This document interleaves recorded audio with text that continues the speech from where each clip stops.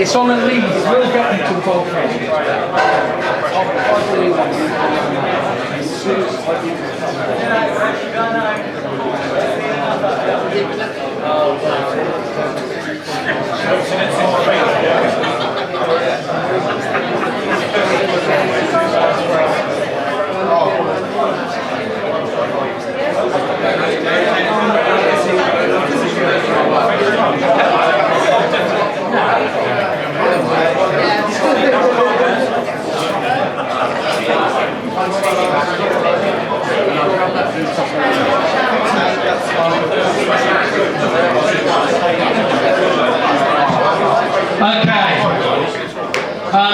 Ladies and gentlemen, first a very, very good evening from all of us here at Snooker Legends. Thank you so much for making the effort to come out tonight and supporting the Gosport Pool Arena. I go around doing quite a lot of these exhibitions with Ronnie, and I've got to say that the effort made tonight by Dave and his team is up there with the best we've seen. We've got a new cloth, he's moved the tables around, he's done everything to make this a fantastic night for you guys. So Dave, well done mate, it's going to be a cracking night.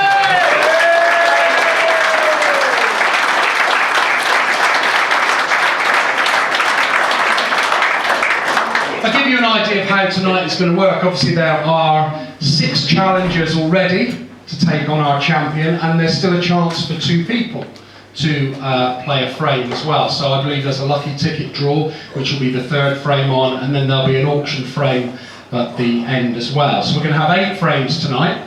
In the interval, Ronnie will sign autographs. So over in the corner, he's got his memorabilia. At the end of 4 frames, we will go over there, we'll make a nice orderly queue.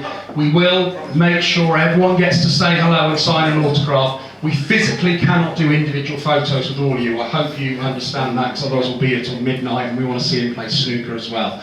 Also on these Legends nights, we'd like to have a little bit of a surprise.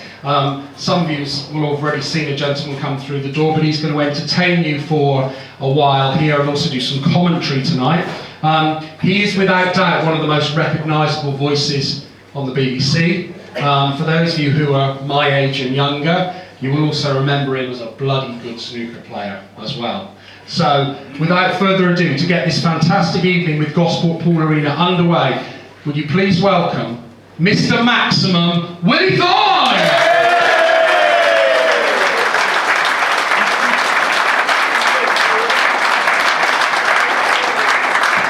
Ladies and gents, thank you very much indeed. He's got the name wrong now, it's Mr. Minimum now. Mr. Minimum. I haven't, as you know, played for some 16 years, but it's an absolute pleasure to have a chance of watching at close quarters, as I do when I'm doing the commentary on the snooker, watching what, in my humble opinion, is undoubtedly the greatest break builder of all time, and in probably 99% of the people here, probably the greatest player of all time. I mean, as you know, he's absolutely wonderful. Is there any person when I'm in the commentary box that I want the other person to miss just so I can commentate on Ronnie? Because he break builds very... I mean, my art was break building. I was pretty good at break building. I was an absolute shit safety player, but break building I was alright. So I'd love to see Ronnie play. Obviously doing the commentary over the years, you can make, you know, little mistakes and things like that, faux pas. You've probably heard this before, but Whispering Ted Lowe came out with the first faux pas many years ago when Fred Davis was playing. Fred was trying to reach over the table to play a shot. He couldn't quite reach it. So he got his leg on the table like we sometimes do to play the shot. He still couldn't reach it, so he decided to play the shot left-handed. To which Ted Lowe, going out live on Grandstand on the Saturday afternoon, said, well, there you are, ladies and gentlemen, 67 years of age, Fred Davis is a little bit too old to get his leg over. He realised he was in trouble and tried to get away with it by saying he prefers to use his left hand. Now, that was the first faux pas as far as British snooker is concerned. John Parrott actually beat that faux pas a few years ago when he first started doing the studio. Dennis Taylor and Virgo and myself do the commentary normally. Parrott and Davis do the studio. But when Parrott wanted to learn how to commentate, I was fortunate to have him in the box for the very first time. Now in our commentary position, we've got 2 monitors. We also look out at the table. So we're about 10 or 15 feet from the table. Now, if you can't see what's happening on the monitors, you look out. I knew by not only looking on the monitors, but also looking out on the table, that Mark Williams, who was playing this match, could definitely pop the pink in the middle. Well, I wasn't too sure because the reds were spread, but he could pop the black. So I've gone, well, John, I think you would take the pink here. As soon as I said that, the camera angle changed. We look at the monitor. Not only can you see he can pop the pink in the middle, he can get through a tight gap of reds to pop the black. So Parrot going out live, gone, well, John, I think we'll take the pink here. Parrot's gone, he's got a black woolly, but I think it'll be a tight squeeze.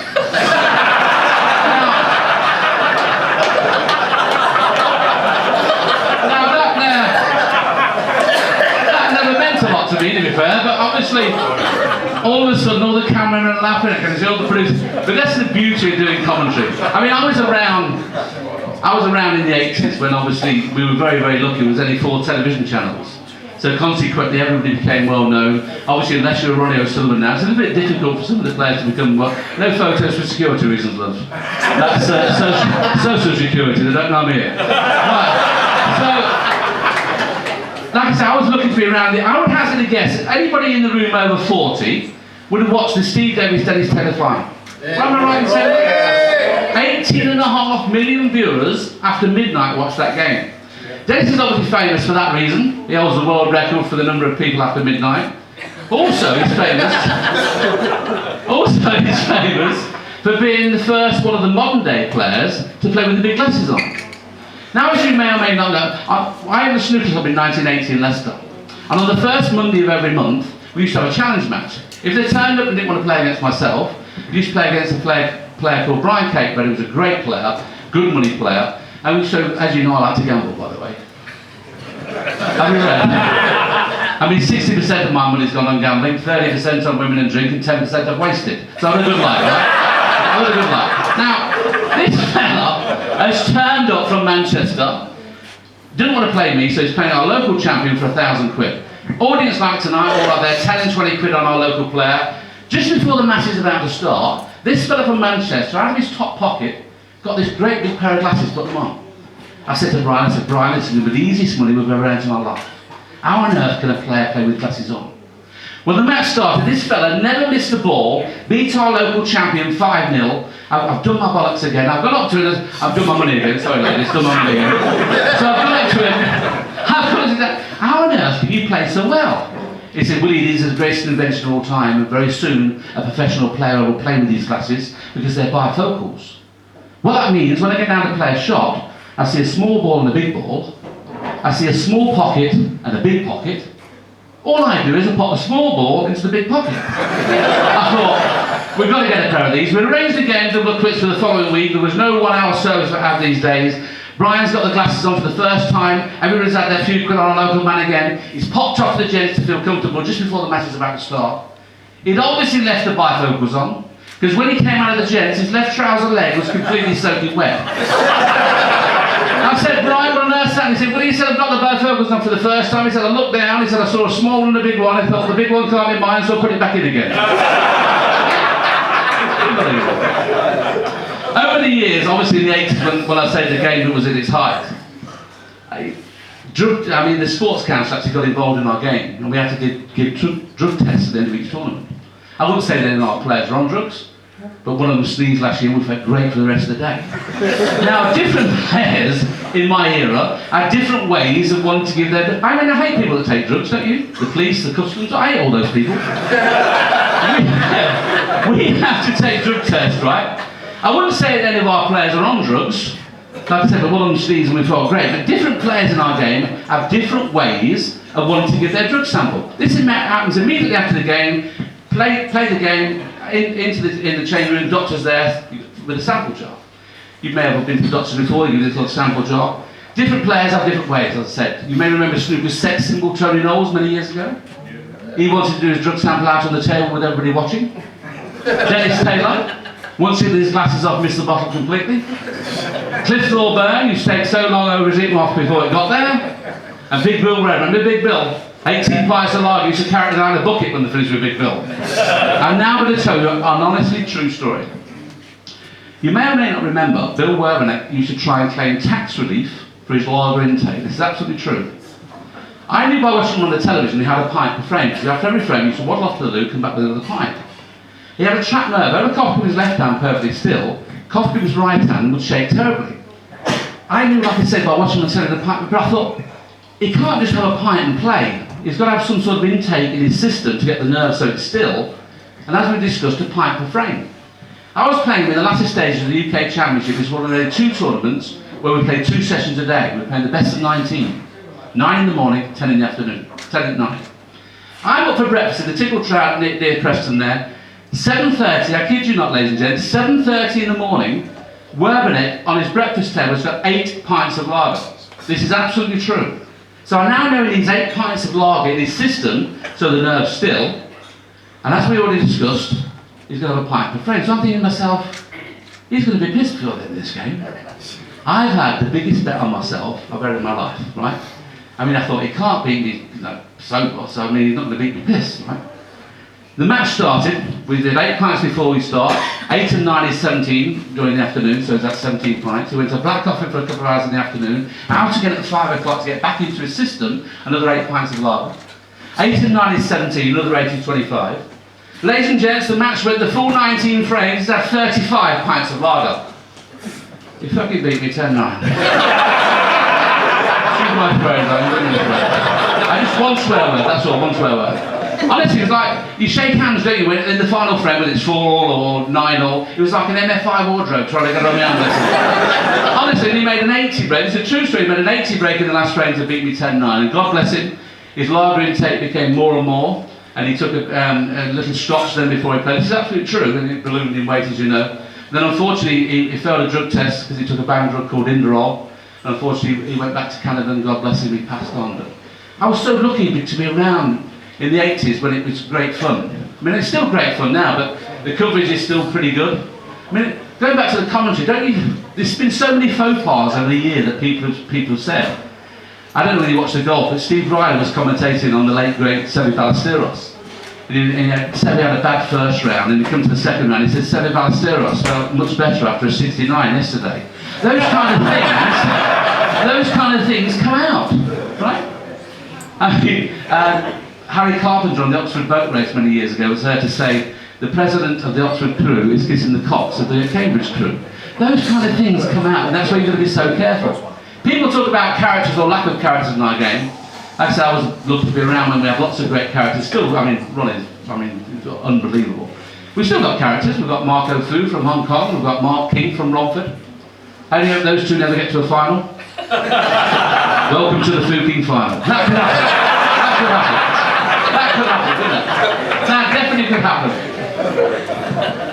Just before Ronnie gets here, ladies and gents, is anybody would like to ask any question at all about any of the players? And as it's said in these 4 walls, it's not going to go anywhere. Forget the television cameras. I'll answer it honestly. Any questions from anybody? Alex Higgins. Alex Higgins, the greatest shot maker I've ever seen, but people get brainwashed with Alex. I mean, he was a great player, but he wasn't, I don't put him in my top 5 or 6. Shot maker, fantastic. Exhibition player, fantastic. But the 69 break he made many, many years ago against Jimmy, when he beat Jimmy in the having scored a final or semi-final, was the best break I've ever seen, because he kept losing position. You know, and he kept knocking him in. I once played him in an exhibition in Leicester. This is how, I mean, it was fantastic, right? He was the only person I played against that could have had above 147. You know, he broke off, snookered me, I've gone thin 2 cushions, missed them, ended up leaving the free ball, and he potted 16 red, 16 colours, and didn't realise he was on for 148 or above. And as you know, he's nuts, without any question. I mean, it's down to colour television, Alex Higgins, the game became as popular as it was, but I got him out of so many scrapes over the years. I mean, in nightclubs, he'd been fine until he had that one extra drink, and then he wanted to go off with the barmaid, and the barmaid's boyfriend's a bouncer. You can imagine like, all sorts of trouble with him, but undoubtedly fantastic exhibition player. In my opinion, not in the same class as Ronnie, Stephen Hendry, John Higgins, Murphy Selby.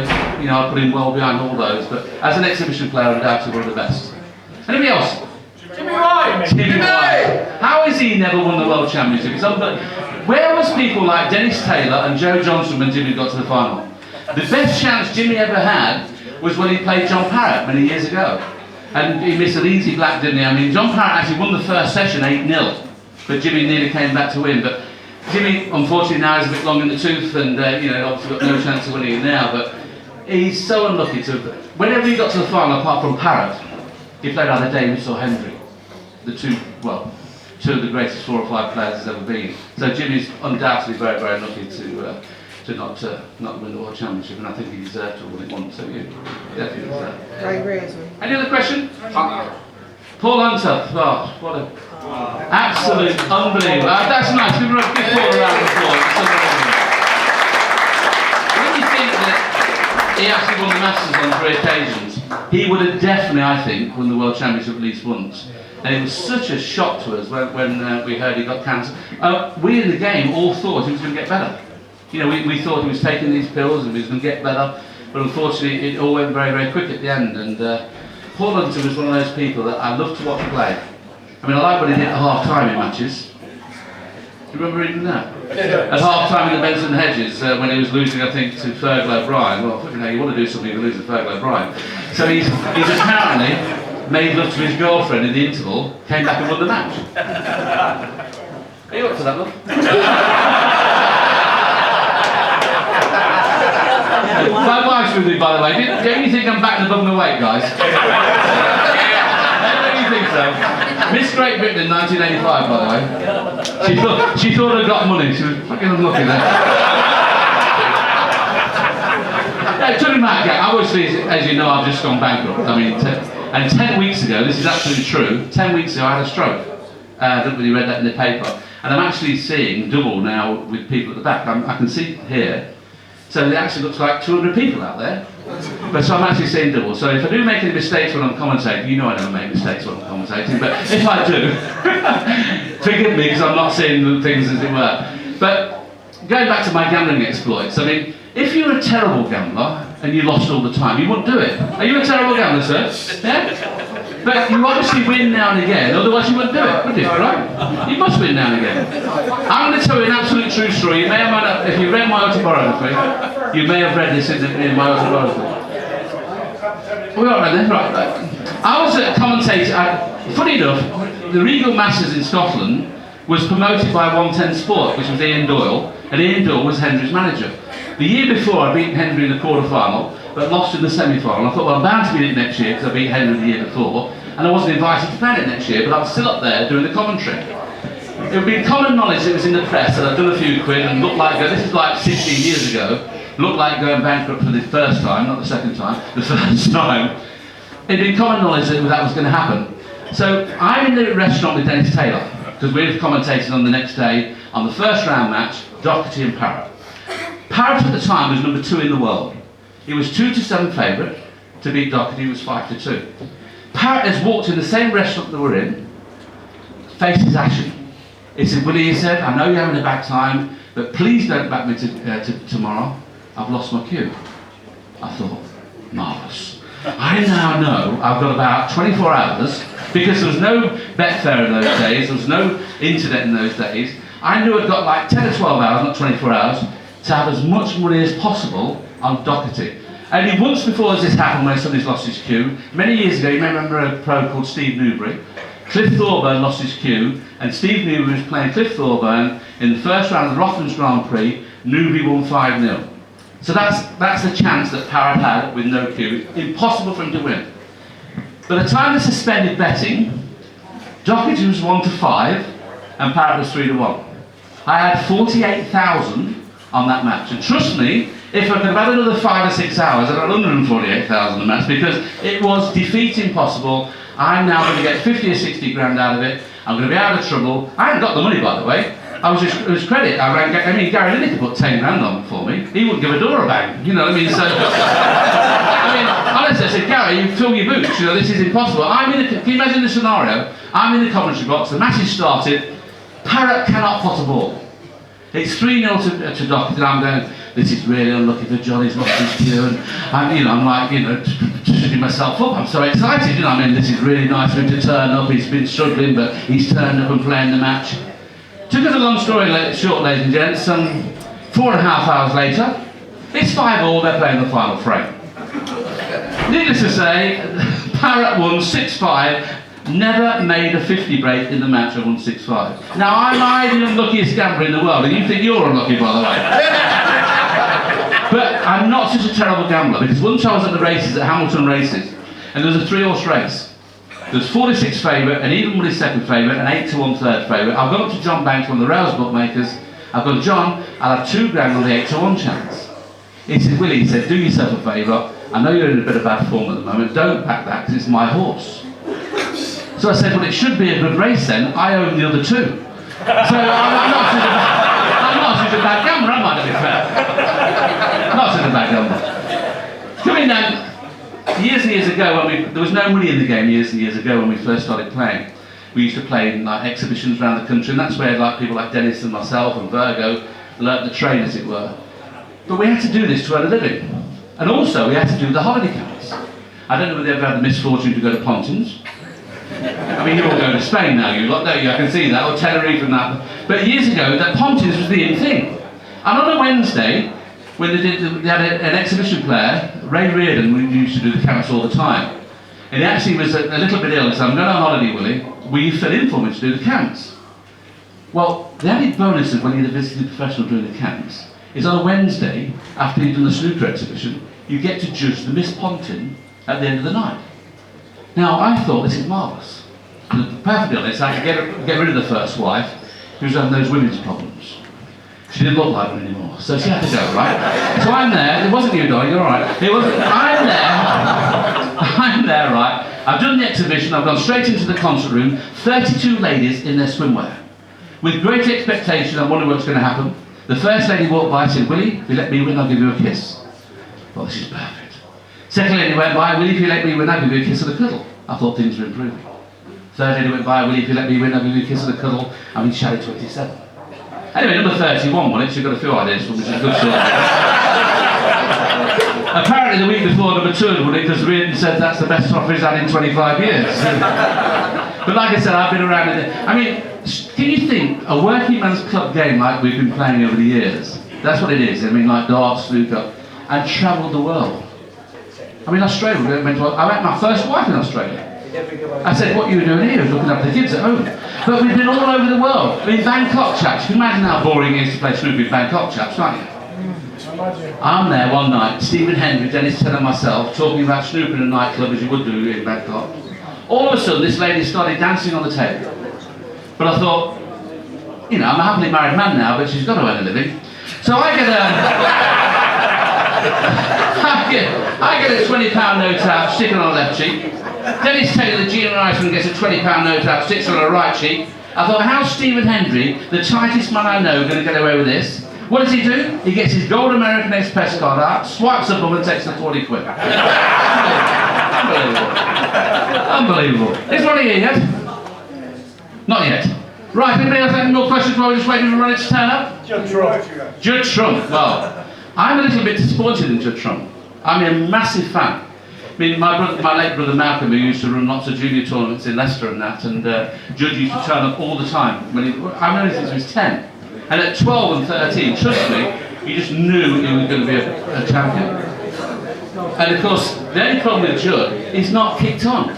He's one of the 4 or 5 favourites who win every tournament without any shadow of a doubt. But I can't understand why he's not realised that you can't knock everything in all the time.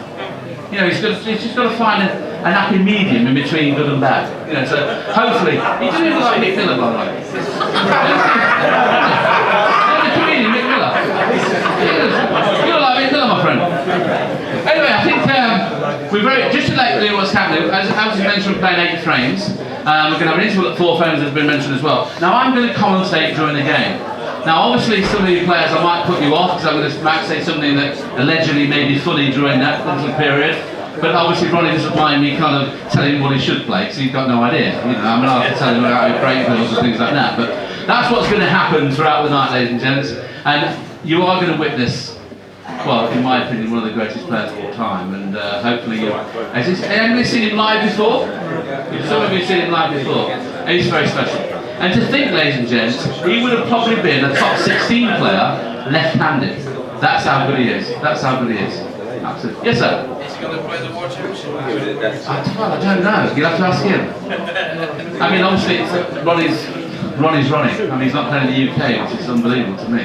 But, you know, everyone to their own. Yes, sir? When Paul Hunter passed away, there was going to be a training. Yeah, they're doing it in Germany. The Paul Hunter Classic's been going on now for 3 or 4 years in Germany, and you know, he will be remembered forever now. I mean, Germany is now the new hotbed as far as snooker is concerned. Obviously, Thailand and China are still good, but the European tour is getting bigger and bigger. Absolutely, you know, it's getting fabulous. Right, no, not here yet. Ali Carter. What a fabulous guy. I mean, how strong is Ali Carter to have gone through what he's gone? He's had Crohn's disease, got virtually rid of Crohn's disease, and then all of a sudden had cancer and come through that as well. I mean, Ali Carter is wonderful. I mean, I think we should give Ali a round of applause. I mean, honestly, what a wonderful thing to do. He's just knuckled down, and you know, once again, he's capable of any tournament. I wouldn't say that I ever fancy him winning the world, even though he's got to the final of the world twice. Twice in the world final. But I'm not sure whether he... People ask me about players who could have or should have won. 17 days at the Crucible is probably the hardest thing that snooker you could do. You know, because I mean, you're playing day in, day out, session after session, and I think you can get tired. And I think that's what happens to Ali Carter. I mean, Selby, I mean, the slower players, I find it even more hard to think they're going to win the World Championship again. Very noisy around the back there. I don't know whether it's Ronnie. That's a toilet queue. Oh, it's a toilet queue. Mention my name, you get a good seat.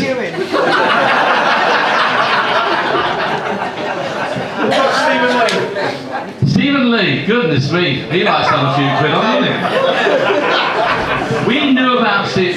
This is an absolute. There's two matches that were allegedly fixed. Listen to Willie when he's talking. I've said that a few times before. Just one more, Jace. There's two matches that were allegedly fixed. One was Peter Francisco many years ago when he was playing Jimmy White in the first round. And I knew before a ball was struck that it was going to be 10-3. And I actually got into Peter Francisco's dressing room and said, look Peter, whether you've done this or not, I said, whatever you do, don't lose 10-3.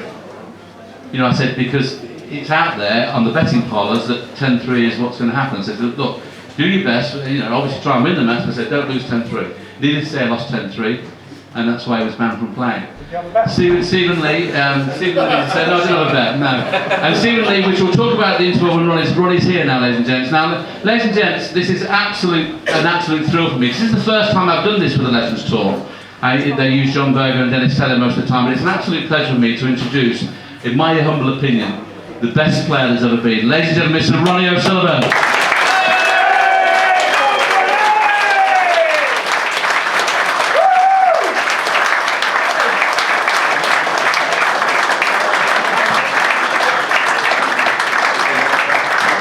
As mentioned, ladies and gentlemen, we are playing 4 frames. The first one to play in is Carl Egger. Is Carl there? Give Carl a round of applause. And the referee, obviously, brother, this might be a bit tricky because Carl Egger's playing and Ian Egger's refereeing. Refereeing. Come on, Carl! Come on, Carl! And this dad can't count. Oh, it's his dad, is it? Sorry. That's fine. Oh, that's not mine, is it? Okay. He's adopted, that's why he got on the line.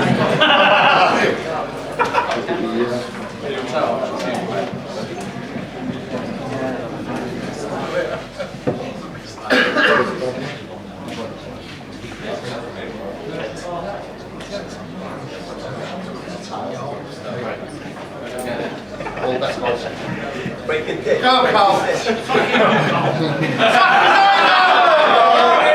He's from June, second going though.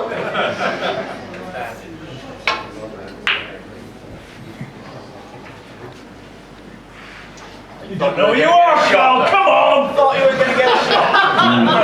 Hasn't got the pace quite right just yet. Carl Egger, nickname Golden Box, or is it Golden Bollocks? I can't remember. Definitely fine. You got it. MJ did.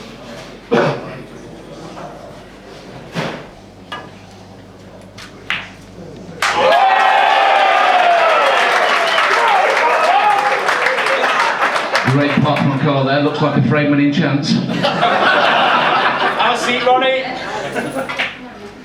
Hey! Personal best! The 147 is on. You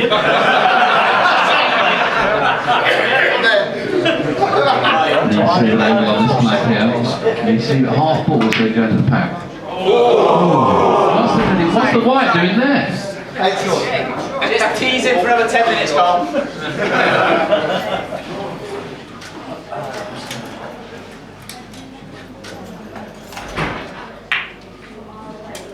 You got him scared, Carl. Oh, that's a crap.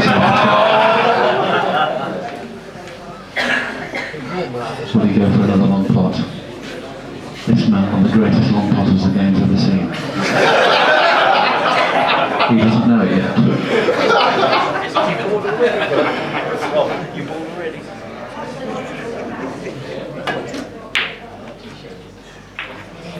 Power Ronnie. Another shot to nothing.